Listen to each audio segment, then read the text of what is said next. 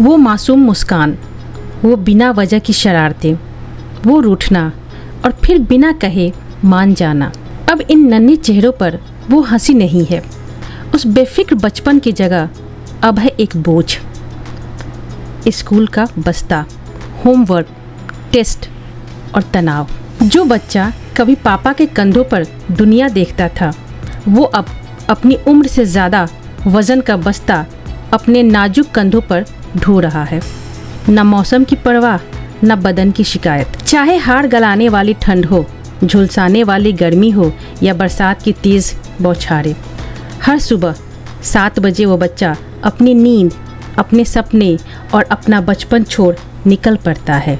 पीठ झुकी है पर ख्वाब अब भी सीधे हैं। वो सोचता है, काश आज भी संडे होता, काश मेरा बैग थोड़ा हल्का होता, काश मैं भी थोड़ी देर खेल पाता। लेकिन कहाँ खेल, जब उसके जीवन में मैदान की जगह होमवर्क की लिस्ट और एग्ज़ाम की डेट शीट ने ले ली है। क्या यही शिक्षा है, जहाँ किताबों की बोझ में बचपन कहीं दब गया है, जहाँ सोचने और समझने की कला रटने और पेस्ट करने के दौर में गुम हो गई है, जहाँ टीचर का नोट्स ही सब कुछ है और किताबें सिर्फ परीक्षा तक सीमित। क्या आप जानते हैं, हर साल लाखों बच्चे भारी स्कूल बैग की वजह से पीठ, गर्दन और रीढ़ की हड्डी से जुड़ी गंभीर बीमारियों का शिकार हो रहे हैं। हड्डियों का झुकाव, सांस लेने में तकलीफ और कई बार नर्व डैमेज तक।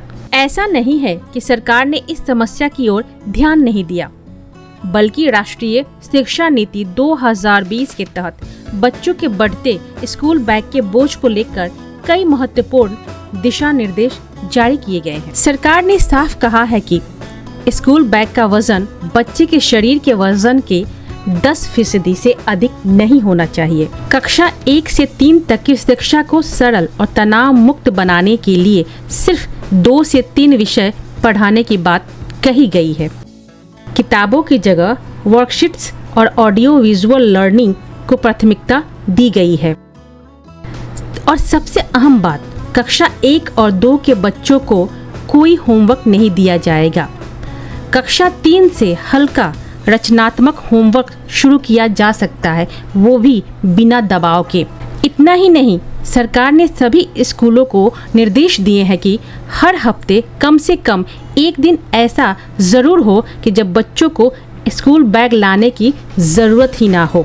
उस दिन सिर्फ संगीत, कला, खेल जैसी गतिविधियाँ होनी चाहिए जो बच्चों के अंदर की रचनात्मकता को उजागर करे। शिक्षा नीति तो आ गई, लेकिन क्या जमीन पर कुछ बदला है? राष्ट्रीय शिक्षा नीति 2020 को लागू हुए अब 3 साल से भी ज्यादा वक्त हो गया है। सरकार ने बच्चों के बोझ को कम करने की नीयत से कई सराहनीय दिशा निर्देश जारी किए हैं, लेकिन अफसोस ये सब कुछ कागजों और मीटिंग्स तक ही सिमट कर रह गया है। बच्चों के बैग आज भी उतने ही भारी हैं, होमवर्क आज भी वैसा ही बोझिल और तनावपूर्ण है, रचनात्मकता की जगह आज भी रटने की दौड़ है।